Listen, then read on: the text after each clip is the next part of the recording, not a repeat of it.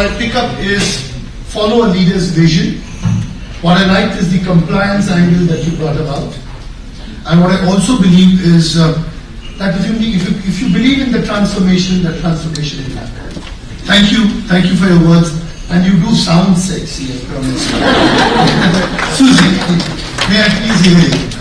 Thank you. I think that's a hard line up to follow now.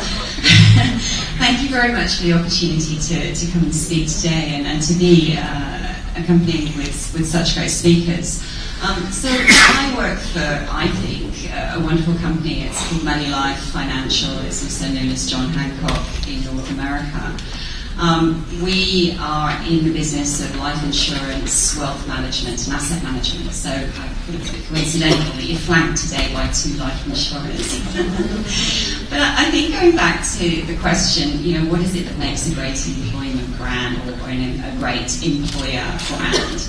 And I guess when I think about that, I've worked in talent acquisition in a variety of different roles now for nearly 20 years.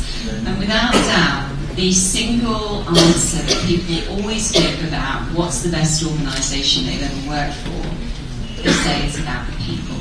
That's often the hardest reason why people leave an organisation, because they're worried about leaving the friendships and the relationships that they've established around them.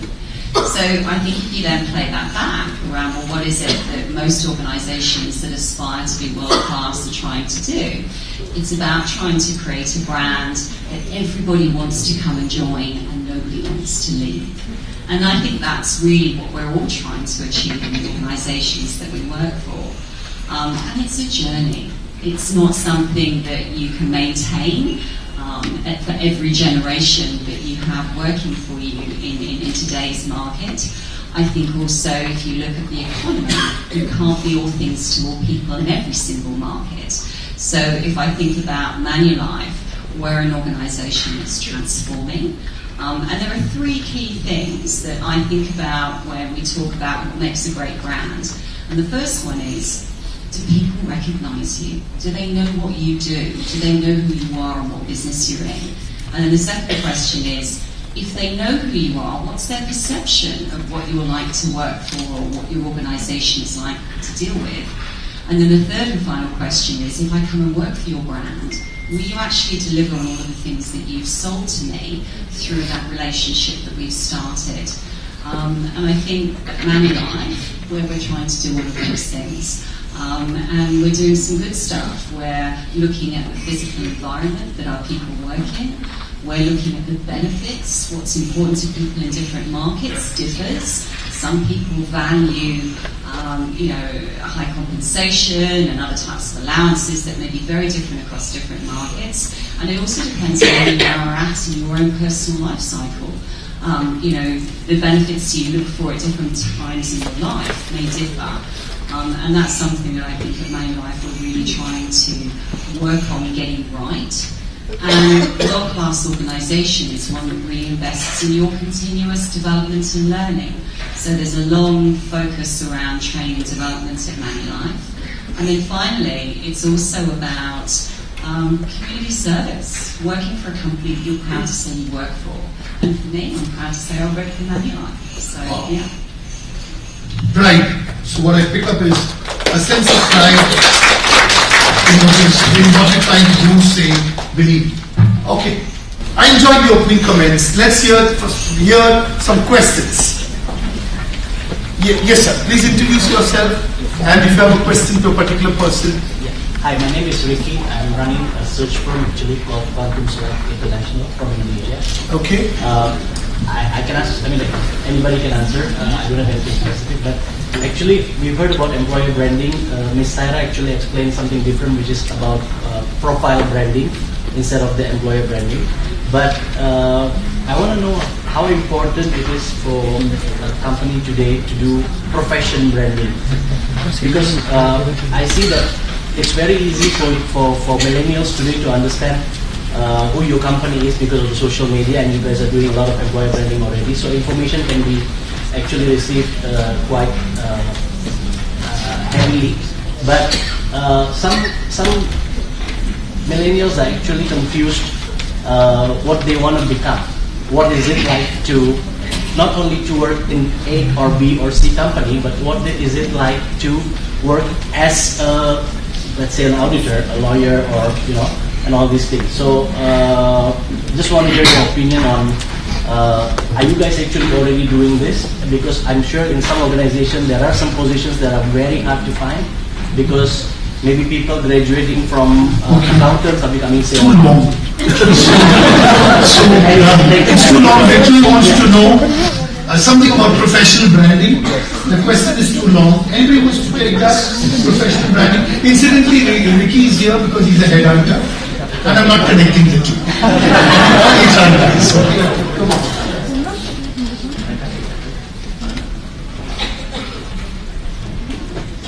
Hi, Ricky.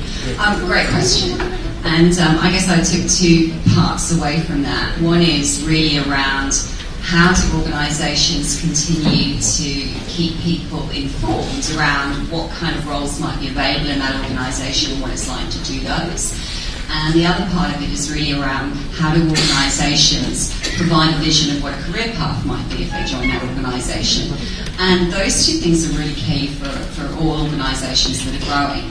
But they may play out differently for different demographics. And what I mean by that is, if you're a graduate, you're an intern and you're just starting out your career, you don't necessarily know what a particular job may be like. So at Manulife, one of the things that we do a lot for our campus hiring is really encourage all of our business leaders to come out and talk on campus or on social media about, well, what is the job of a relationship manager? What is the job of an actuary? What do they actually do? Why would I want to choose that as a career, so that we're helping to really influence the future talent pools? But then conversely, I think if you're at a middle point in your career, you've had some work experience, you know the profession that you've entered and you want to continue on in it, you want to know, well, what does a vertical move look like for me in an organisation, or what might a lateral move look like in an organisation? What are my transferable skills? So we're doing a lot at the moment around what we call career pathing or career mapping, and that's really trying to help the people who are in our organisation and the people we're trying to attract get a sense around what a career could look like at Manulife. So I think those are some things that employers are trying to do at the moment that will hopefully resonate and make life easier for people outside the organisation. Okay. More questions? Yes, sir. Please introduce yourself. Hi, I'm Chris. I'm an HR director for a law firm in Dubai. My question is this. There's a growing disconnect between politicians and the people they govern. Does the panel believe that there's also a disconnect between what we say and how the colleagues who work for us perceive working life? Because there's certainly evidence that suggests that employee engagement surveys are actually about the lowest that they've ever been. So I just wanted to know whether the panel actually sees that replicated in employment as well. Okay, Chris from Dubai. His question is, how do employers and employees' perceptions matter? Is that right? Okay. Who would like to take that question? What about you? I think that's a great question, but what I understood from the question is that the disconnect between what we say and what we do, and if that is real and if we see that happening. Certainly, I think that's the challenge of any leader in any organization, particularly HR, to make sure that what we're saying is actually what our leaders are doing. But that's, again, a continuous process, because it's a process of influencing the leaders to actually remember all of these things, because you know what, they are, and we are responsible for our P&L. We're responsible to make money for the company, but we also want them to be happy, to give 6 months maternity leave, for example, but we need to balance that. So that's a very difficult act. And that's the thing that we always do every day. And I think it is real, becoming real, because the pace is getting so much faster in this time of age. In our organization, we say that we're running at 150 kilometers per hour, and we can't stop to change the tire. How do you then smell the roses with your organization? I think there are a lot of things that we can do, and some of them may not be great things. Right at this moment, our company, the whole organization, is going to a movie night. We have a movie night, Suicide Squad, everyone's watching it. And I mean, it's not a big thing. It's it's not a big cost for the organization, but small things like that, I think, will bridge the gap. Yes, we do need to work hard, but we also have to play hard. I don't know if that answers your question. Work hard and play hard, not harder. Yeah, both matter. I like the answer. I think if anybody would like to applaud for it, at least I would. Even if he's taking an employee for a movie, it's a great thing to do. Okay. Come on, one or two more questions. One or two more questions. Yes, sir. Hi, my name is Brandon. I'm from Lawrence Walter Seminars. Just a quick question. In this very competitive economy, I believe that to achieve your business objectives, you need people, process, and technology.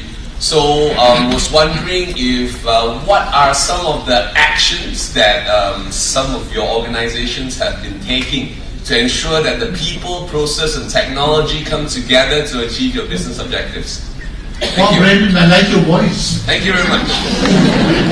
It's loud and clear and doesn't need a mic. Let's applaud for Brandon. By the way, I do training, so... So you think all trainers have great voices? In our organization, most of them do. All right. How would you like to respond to Brandon's voice? Well, I will need the mic.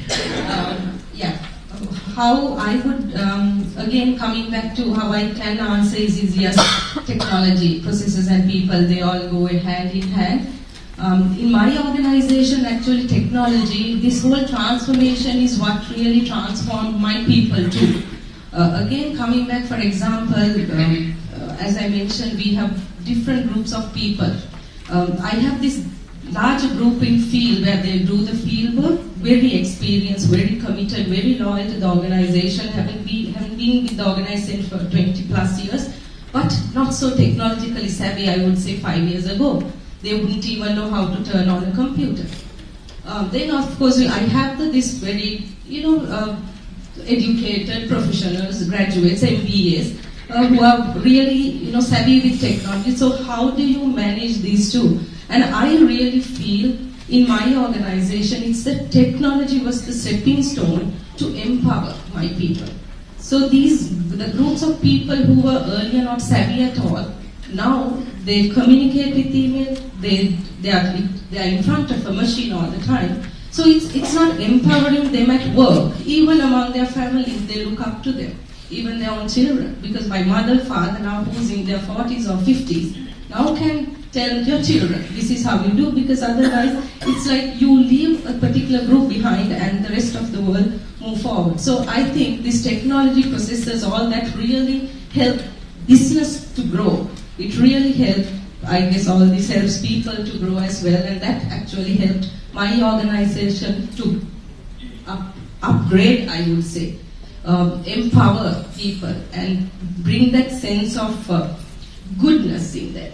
And being part of the rest of the job, one of them again, coming back to that. So, yes, if I answer. Okay. I have time for just two more questions. Yes, sir. Hi, my name is Jagdish, CEO of a semiconductor company, SSMC. Not an HR guy. My question is more of employee satisfaction. So this question is more for Susie. You mentioned about your company benefits differ at different phase of life of the employee.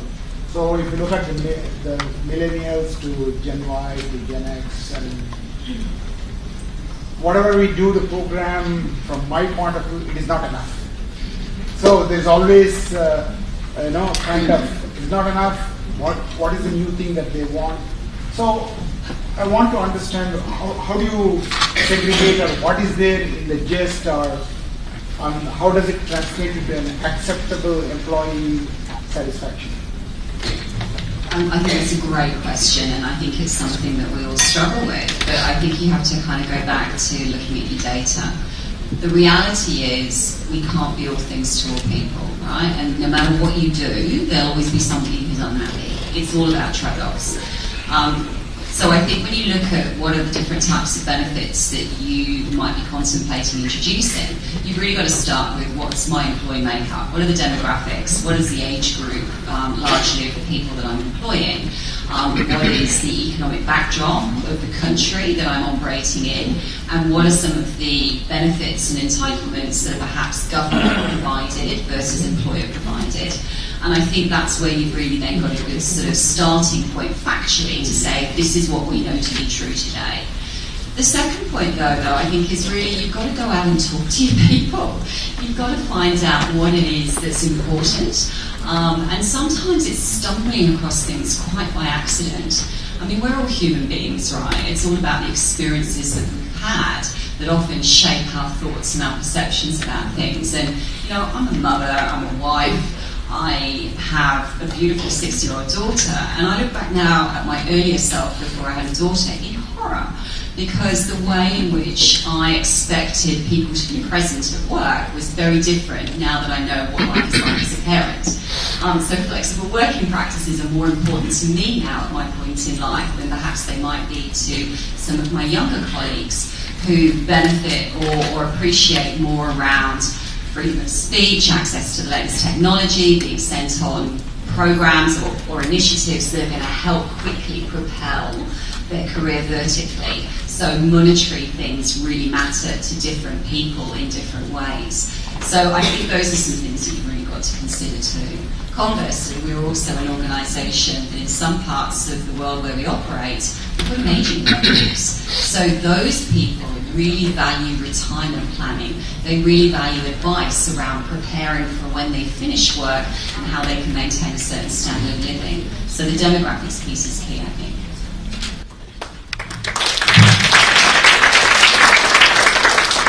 One last question. Yes, please. I'm Ranjit from Sri Lanka. I'm Vice Chairman of the Airport Aviation Services Limited in Sri Lanka. My question is on two things. That is about the CEO's vision and the marketing. Now, when you take marketing, it's like a coin. There are two sides, the good and the bad. For example, marketing the innovative product like the mobile phone is very useful. Now, the entire world is on my part. But there are certain instances where the entrepreneurs market some unwanted products to the customers. They do undue influence to change the taste and the mindset of the people, customers. That is my view. So therefore, I like to get your views on that and the CEO's vision. Okay. I think vision should be based on not on the CEO. The vision should be based on the organization. Organization vision is the most important thing. I want to make it short. That's why I make it short. Thank you, sir. Yeah, maybe I think that because I brought up the topic of vision by the founder or the CEO. So I think that's a very good question. Many often the marketer's vision and CEO's vision can be different. But I think what I want to emphasize is more towards the CEO vision is actually the value that that person wants the company to go. I quote the founder of Panasonic, Matsushita Konosuke. He mentioned the purpose of production is actually to provide quality items, to improve quality of life of the people. So to that, he's committed to his work. All right. So that is his vision. All right. So what the marketeers would like to do, adhering to the vision, is up to the marketing planning that they have, in order to achieve the goals that the founder has stated. So therefore, I think the marketeer's vision and CEO's vision may not necessarily be the same, but whatever the marketeers are doing has to be actually aligned to the founder's vision, because the founder is the one who's driving the boat. If the founder has no vision, lost its bearing, there's no radar, so it will crash like Titanic. So that is what I think. Don't let any vision crash like Titanic. I promise you it will be most unfortunate if that happens.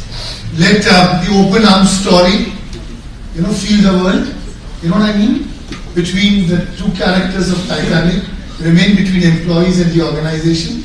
And if employees can love the company and the company can love the employees, I think you can actually run an entire company with just 4-letter word. Don't imagine, it's called love. L-O-V-E. Okay, so if you've got any other imagination, it does not work. Love what you do, love the people, love every moment of what you're contributing, and with every contribution, make a difference. Thank you, panelists. I enjoyed hosting you today. I'm sure this lovely audience enjoyed hosting you today.